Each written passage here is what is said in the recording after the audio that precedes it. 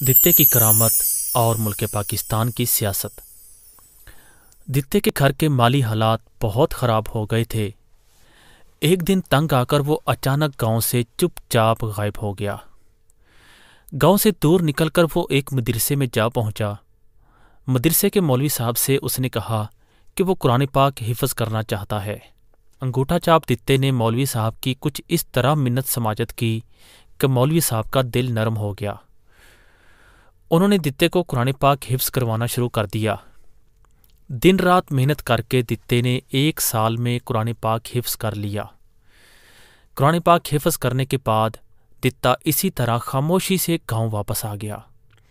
गांव के लोगों ने ना इसके गायब होने का नोटिस लिया था और ना ही वापस आने का। दित्ता सारा दिन खामोशी से गांव में मटर गश्त करता रहता। 6 माह गुजरने के बाद एक दिन वो गांव की बड़ी मस्जिद के बुलंद मीनार पर चढ़ गया। दित्ते ने मीनार पर चढ़कर बुलंद आवाज़ से लोगों को बताया कि पिछली रात जब मैं सो रहा था तो ख्वाब में आकर एक फरिश्ते ने मुझे सीने से लगाया। सीने से लगाते ही मुझे कुरान पाक हिफ्ज़ हो गया। लोगों, ये बहुत बड़ी करामत है जो मेरे साथ हो गई है। अनपढ़ दित्ते के मुंह से ये दावा सुनकर गांव वाले हैरान होकर रह गए। मस्जिद के मौलवी साहब भी ऐलान सुनकर घर से बाहर निकल आए। गांव वाले सब के सब चौधरी समेत मस्जिद के गिर्द जमा हो गए। गांव का चौधरी हुक्के का कश लगाकर बोला, ओए दित्ते, तेरे पास क्या सबूत है अपने दावे का? दित्ता बोला, चौधरी जी, मुझसे पूरा कुरान पाक सुन लो।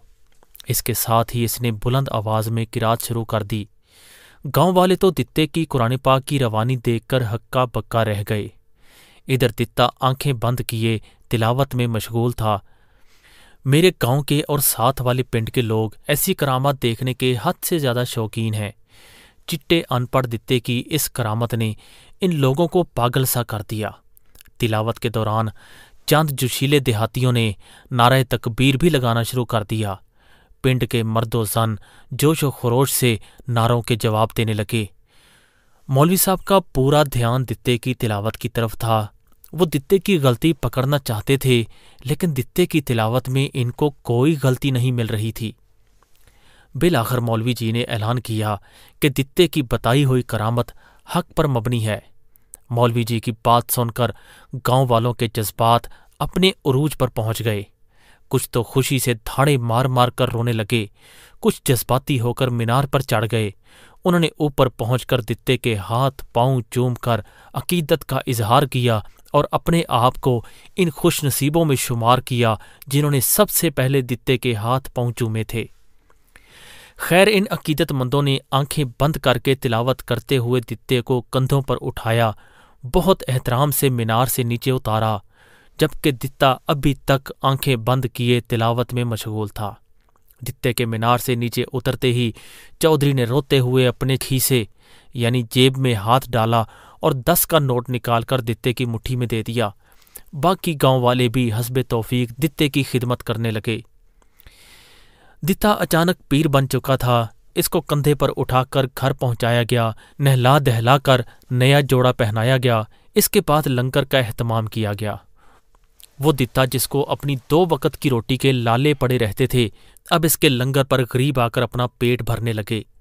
कवालों ने मुस्तकिल दित्ते के घर पर डेरे डाल लिए। महफिल समा का एहतमाम किया जाने लगा, जिसमें लोगों पर वजद तारी हो जाता। दित्ते को ऊंची सी मसनद पर बिठा दिया गया। इसके सामने कवालियां चलती, धमाले डाली जाती और पूरे का पूरा घर दरबार बना दिया गया। किस्सा मुख्तसर, एक दिन दित्ता मर गया। दित्ते के मरने के बाद गांव वालों ने बाकायदा उर्स शुरू कर दिया।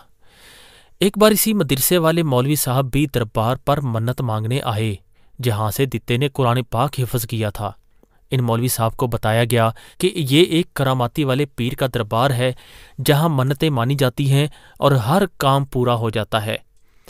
मौलवी को पीर की करामत के बारे में बताया गया। दित्ते के मज़ार के कोने में लगी बड़ी सी तस्वीर पर अचानक मौलवी साहब की नज़र पड़ी तो देखकर बूढ़े मौलवी साहब को अपना शागिर्द याद आ गया। मौलवी साहब सियाने थे, सारी कहानी समझ गए। दरबार पर दित्ते के मुरीदों को असल कहानी बताने की कोशिश की, मगर मुरीदों ने मौलवी साहब की ठुकाई शुरू कर दी। مرید دتا پیر جی کے خلاف ایک لفظ بھی سننے پر تیار نہ تھے۔ بمشکل مولوی صاحب لنگر کھائے بغیر ہی جان بچا کر بھاگے اور پھر دوبارہ دربار کے قریب بھی جانے کی کوشش نہ کی۔ ملک پاکستان میں بھی ہر 5 سال بعد ایسے دتے کرامات لے کر نازل ہوتے ہیں، اور پھر قوم کے ساتھ وہی ہوتا ہے جو مولوی صاحب کے ساتھ ہوا۔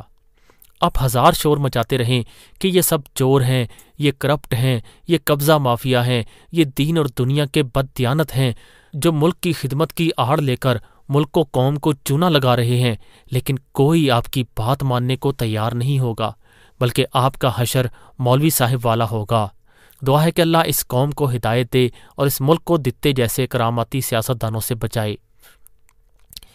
دوستو، کیا آپ بھی پاکستان کی سیاست کو اس نظر سے دیکھتے ہیں یا آپ کی رائے مختلف ہے؟ اپنی رائے کومنٹس کی صورت میں ضرور دیں۔